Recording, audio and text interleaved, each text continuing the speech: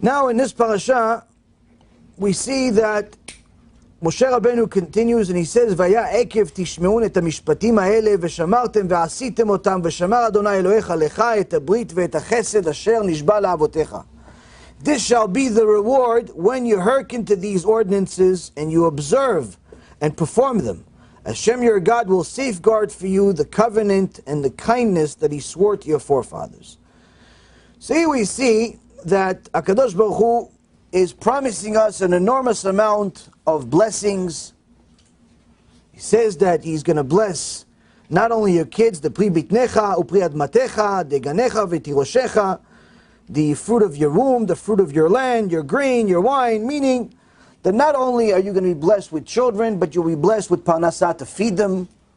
You'll be blessed with a solid business where you're not going to have to worry about how to survive. Even the food that you're going to eat is going to taste good.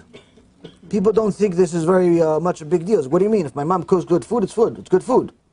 No.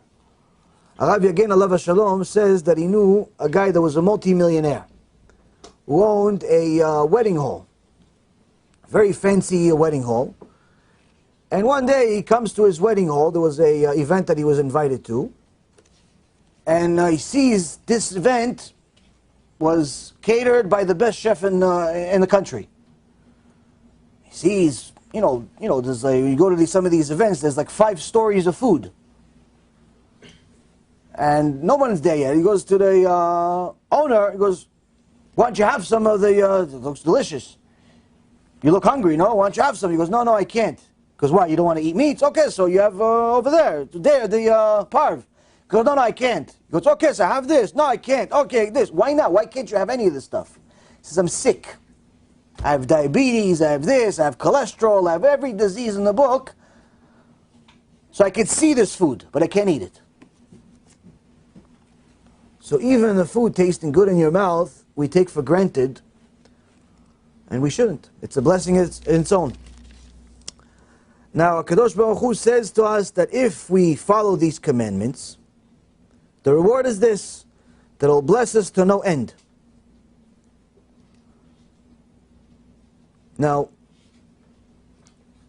he quickly goes and he wants to make sure that we understand that this is after we follow the commandments, and one of the commandments includes not to follow the goyim, not to act like them, not to look like them, not to want to be like them. You should not aspire to become a baseball player. You should not aspire to become some, some philosopher for the goyim or some newscaster on CNN. You should not aspire to be like them. But most importantly, you should not have a mind like them. What's a mind like a goy? What's a mind like a goy? The average person goes to work. You have 8 billion people in the world, with the exception of most of the children. The rest of them work. The rest of the people work. Some have both the mom and the father that work, some is just the father. But most likely, everybody works to some extent, or has worked in their life. Now, the mind of a goy, what does it think? What does it think? It thinks that I'm going to go to work. I'm going to work for Coca-Cola. I'm going to work for UPS. I'm going to work for, Mars. I'm going to work for whoever, some company, some big company, or small company, or the laundromat, or whatever. And the customer is going to buy something, and therefore I'm going to sell him something, and I'm going to make a profit, and that's it. So I'm relying on the customer. Or I'm relying on my boss paying me the check on time every 2 weeks. I'm relying on the boss. Give me a check every 2 weeks. So I am relying on my boss. I'm relying on the customer. I'm relying on the economy. You turn on TV in the morning, especially in a Western society. First thing in the morning, every person that makes a few shekels turns on CNBC. Turns on the news, he wants to see what's the market doing. Why? Because all of a sudden became an economist. Oh, the GDP is up, the GDP is down. Oh no, oh yeah, they're celebrating. It's 9 o'clock in the morning, tomorrow they're going to do the whole thing all over again. Every day is a new announcement. The cars, they sold too many cars, too little cars, too many houses, too little houses, unemployment's up, unemployment's down, all types of statistics just to get your nerves up right before you start the day. And everybody becomes an economist, and they say, why are you so worried? Oh, the economy is down, the economy is up, the economy is all these different things. So what does it mean? They rely on the economy. They rely on the economy. They think, no, my business is down this year. I can't give tzedakah. Oh, why not? Business is down, the economy. This Trump is terrible. This Obama is terrible. There's some president. So he's relying on the president too. He's relying on the politicians. He's relying on the economy. He's relying on all types of things that go into his head. He puts on the radio on the way to work. Doesn't put Shiur Torah. What does he put? He puts the radio to make sure the 1010 News or 1130 Bloomberg or one of these channels is going to tell him how his day is going to go. Why? Because they're the economy. They're the news. He's relying on all these people. Now, even though this is the vast majority of people, especially Western society, I'm here to tell you that according to the Torah, Rabbi Yaron Reuven, you could check yourself. According to the Torah, if that's your mind, that is the mind of a goy. Now I don't mean like a righteous goy like Job. Job was tzaddik, kodesh kodeshim, he was a navi. He was a navi. Job spoke to God. Job spoke, none of us speaking to God. We speak, but he doesn't answer. Job, Hashem spoke to him, wrote a whole book for him. But I'm not talking about him. I'm talking about goy, no good goy. One that you won't even invite to a bar mitzvah party. Thinking that CNBC statistics or Bloomberg or all of these statistics or the economy or the customer or the boss or anybody else is in control of your parnasah, unfortunately, Rabotai Yekarim, is a very, very bad idea for a Jew. Why? Because HaKadosh Baruch Hu told one of his favorite prophets, Jeremiah, something about those people. In chapter 17, verse number 5, כה אמר אדוני, ארור הגבר אשר יפתח באדם ושם בשר זרעו, ומן אדוני יסור ליבו. HaKadosh Baruch Hu says to Jeremiah to tell the people, thus said Hashem, cursed is the man who trusts in people and makes flesh and blood his strength and turns his heart away from Hashem. He says, anyone that trusts in people to give them their parnasah, to give them anything in the world. You trust in people, you trust in a customer, you trust in the economics, you trust in the dollar bill, you trust in anything like that. HaKadosh Baruch Hu says, I'm personally cursing you. Why? You trusted in somebody other than me.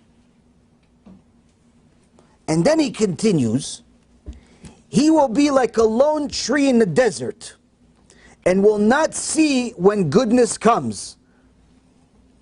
It dwells in parched lands in the wilderness, in a salty, uninhabited land. He says not only is he cursed personally, but this person will never see a good day in his life. All the good that's there, the beautiful land, the mountains, the fresh air, the delicious food, all the good in the world, he's never going to enjoy it. Why? He trusts in people instead of me. Now, which one of us here woke up in the morning and actually knew that, wait a minute, I may be bringing curses on myself? The reality is most people don't. But that's what we want. Why? Because Rabotai Karim, HaKadosh Baruch Hu did not suggest for us to trust in Him. He commanded us to trust in Him. Because if we don't trust in Him, we are trusting people that are flesh and blood just like us. And it's only a matter of time before that fails. When you trust HaKadosh Baruch Hu, you could literally have everything. Enjoy everything, have blessing from everything, and that's what he follows with the next verse. Blessed is the man who trusts in Hashem, then Hashem will be his security. He will be like a tree planted near water, which spreads out his roots along the brook, and does not see when heat comes, whose foliage is ever fresh. It will not worry in a year of drought, and will not stop producing fruit. He says not only is trusting HaKadosh Baruch Hu and having confidence in HaKadosh Baruch Hu good for you as far as Hashem is giving you a blessing, but he's telling you you're actually going to receive the blessing just because you trusted in Hashem. Just because you said Be'ezrat Hashem, somebody asked you, what are you doing? Oh, Be'ezrat Hashem, I'm doing such and such. I'm going to a meeting. Be'ezrat Hashem, I'm going to close this deal. Be'ezrat Hashem, I'm going to buy this house. Be'ezrat Hashem, I'm going to get this job. Be'ezrat Hashem, I'm going to close this zivug. Be'ezrat Hashem, I'm going to do this. But you really believe it. Now you're just saying Be'ezrat Hashem because it's like a figure of speech. Be'ezrat Hashem, you really believe that everything is in the power of HaKadosh Baruch Hu. You're just fulfilling the mitzvah of ishtadlut. Meaning, you're trying your effort. Why? Because Adam HaRishon messed up. So we're obligated to have a little bit of ishtadlut. How much ishtadlut? Depending on how much emunah you have. But the point is that we try something. I'm going to go to the job. I'm going to go to the interview. Hopefully I get it. I'm going to buy this investment. Hopefully it works out. Hashem is going to take care of whether it works out or not. I'm going to sell this product. I'm going to decide to buy this little tchotchke. I'm going to try to sell it on the internet. Hopefully people buy it. Hashem decides whether they're going to buy it or not. But when does a person officially get this curse? Because this would mean that almost everybody's cursed. So that's not the case. When does somebody officially get this curse? And when does somebody officially get the blessing? When? Because you see, many people are blessed. Many people are not, they're not cursed. When is the official? If you notice that he says, he trusts in people and makes flesh and blood his strength and turns his heart away from Hashem. When does the curse officially come full force on a person? When he trusts in people, which leads him to go away from Hashem.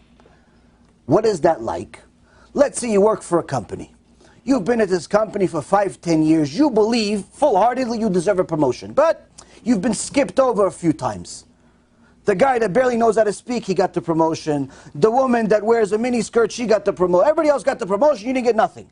One day, your supervisor says, hey, Steve, you want to get a promotion? What are you getting now? $20 an hour? You've been here for how long? 10 years? I think you should be getting at least 50, 60. Yes, what do I do? You know what? I got something for you. This is what you do. Tonight, the boss is having a party at his house. He's having a party at his house. He's got a big house, mansion. Come to the house. Talk to the boss a few times. Bring a nice wine. One of these nice wines. Bring it there. I'll talk to the boss for you. And you get the promotion. Because why? Are you going to do this for me? He goes, yeah, for sure. Wait a minute, hold on. Jewish alert goes on. What kind of party is this? If you're a Jew, you have to think, what kind of party is this? So let's say you asked, what kind of party is this? So, party, the girls, the boys, dancing, schmencing, But he goes, why? He's not a religious Jew. He goes, what religious Jew? Because the last time the guy spelled religion was maybe in kindergarten. What are you talking about, religious Jew? This guy is going to have every mention of znut in the world come to the house. What are you talking about, religion?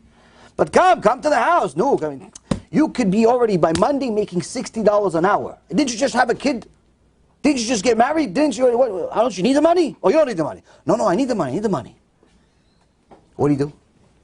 What do you do? You have $20 an hour right now. There's no chance in the world for you to get the promotion, logically. On Monday, you can get 60. Why? By going to this party.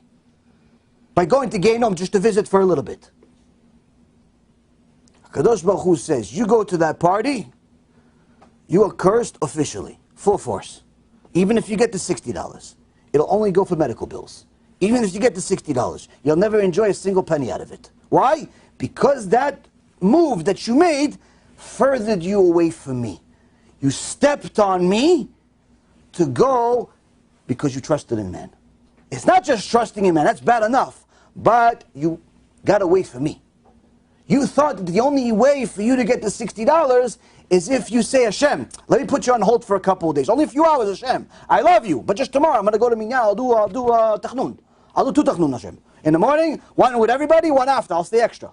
I'll say the TeShuva, I'll read, I'll finish another Masechet. Don't worry, Hashem. Me and you, we're like this. But just, I need to get the $60, Hashem. You didn't do it for me. Hashem, you didn't do it for me. So I'm helping you out. Hashem, I'm helping you out. If you were going to do it for me, I wouldn't go. So Hashem, let's do a deal. You either send me a text right now and tell me, you got the promotion, we're not going to the party. If there's no text within the next 5 minutes, I'm going to the party. Ahu Adam. That person is cursed. Why? Hashem says, you trusted a man instead of me. And that trust led you away from me. Rabotai, this is a day-to-day test. that the older ones among us have encountered many times. The younger ones are going to encounter much more. But you are encountering it every single day. Every day you're giving at least one test, or else there's no point for your day. Every day somebody's going to call you and ask you to come to a place that you know you shouldn't go, or a place you should go. Somebody calls you and says, yeah, you want to come play basketball? Where? Oh, you know, in that schoolyard with all those other people that you're not really supposed to be friends with. You know you're not supposed to go. No, but your Yetzer HaTov says, no, wait a minute, if I go to the basketball, then I can't go to the Shiur Torah. But the basketball is so much more fun than this guy yelling at me for 2 hours. What should I do? Should I go Shiur Torah? It's a mitzvah. Yeah, but you know what, Hashem? I'll watch it on YouTube, Hashem. I'll watch it on YouTube. I'll watch it at home. I'll watch it live on Facebook. I'll go to the basketball, have a good time, and then I'll watch it on Facebook. What? It's mitzvah, no? Aru Adam. Person like that is cursed. Why? Kadosh Baruch Hu says, not only you trusted another person, that's bad enough, but you got away from me. This is a day-to-day test that a person that wants to get close to a Kadosh Baruch Hu has to literally actively look for it.